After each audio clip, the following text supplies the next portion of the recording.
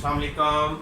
It's Dr. Nas, and again I am here with the new topic of mitral valve prolapse, and we're gonna discuss it in detail.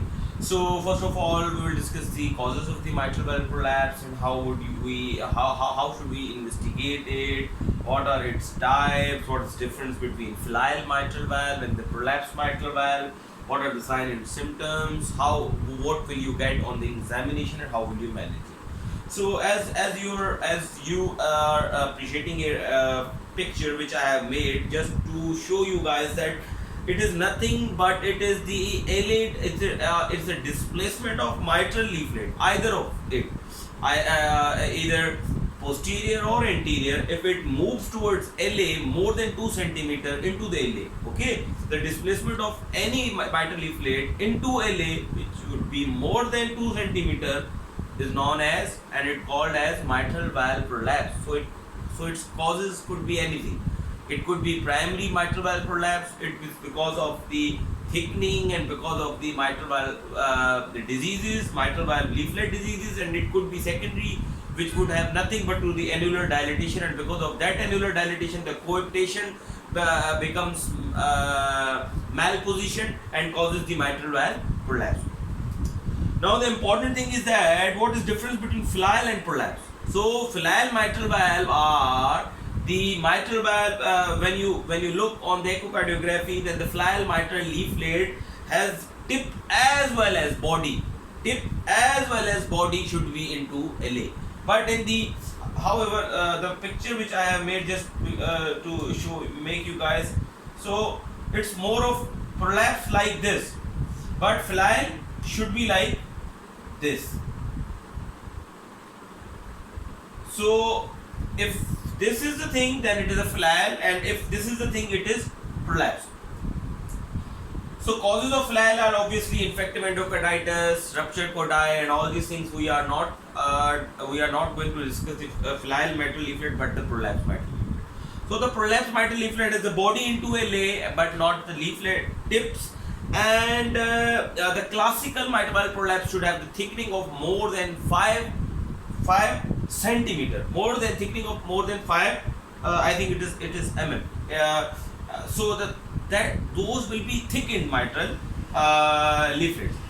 The primary prolapse is due to the degeneration or deposition of the mucopolysaccharides, and they are commonly known as the myxomatous proliferation. There are the two causes of the myxomatous proliferation. One is the Barlow disease, and second is the fibroblastic deficiency. The Barlow are more common in the young people, and they involve any of the segment 1, 2 and 3, 1, 2 and 3. But in the fibroblastic, the most of the time the middle segment, the middle scallop of the leaflet would be involved, and fibroblastic deficiency is a common problem in the elderly people. So that is the difference between the Barlow and the fibroblastic deficiency. However, these all things can cause the MVP in Ehlers-Danlos, Marfan's, Lewy bodies, because you know that these all are the deficiency of fibroelastic tissues and the elastic tissues. So the important thing is about the etiology, as we have discussed. The primary causes, the secondary prolapse can be because of the annular dilatation. So if this is the annulus, and if it would be dilated, it would be like dilated, like it would be like this, then obviously leaflets get away from each other, and it causes the prolapse. Because of displacement. So in the dilated annulus, obviously you will get what? You will get the displaced mitral leaflet, and because of the displacement of the mitral leaflet from each other, from the coaptation side, it would cause the MR and prolapse. That prolapse would be secondary to that annular dilatation. That would not be because of the myxomatous depositions. Now, sign and symptoms. It was previously myths, and there was school of thoughts that usually patient having like TIAs, palpitations, chest pain, shortness of breath, these all symptoms were associated in the past with MVP, but the studies came out with the data that nothing is done with the MVP, because MVP is completely asymptomatic until it becomes severe or moderate to severe MR. The MR in the MVP can cause the symptom, but the MVP alone cannot cause the symptom in almost more than 90 to 95% of the patients. Now the important thing is how would you examine, what would you get on clinical examination in the mitral valve prolapse. So the important thing is that obviously you have to see for the associated symptoms such as the Louis, Dietz, Marfan and all these things. If you are getting the signs of these, you have to look and you have to auscultate for the MVP as well. So in the MVP you would get the mid systolic click, and that click comes earlier if you will do some maneuvers. And what are those maneuvers? Those are the same maneuvers. These are the same maneuvers which you were doing with in the HCM for the exaggeration of the murmur, such as the standing, Valsalva, and the dehydration. These all things cause that ejection click comes earlier and nearer to the S1 into the after the S1, like into the systole. So usually it comes into the mid systole when you do all these standing and Valsalva, then the systole, then the click comes earlier in the systole. So these are the actually maneuvers. So if anyone asks you about the maneuvers, that which maneuvers worsens the click, then you have to keep one thing in your mind. Obviously that would be the HCM maneuvers. Then those are the same maneuvers in the click: standing, Valsalva, and the dehydration, and the mild nitrate. So how would you differentiate it with the other clicks?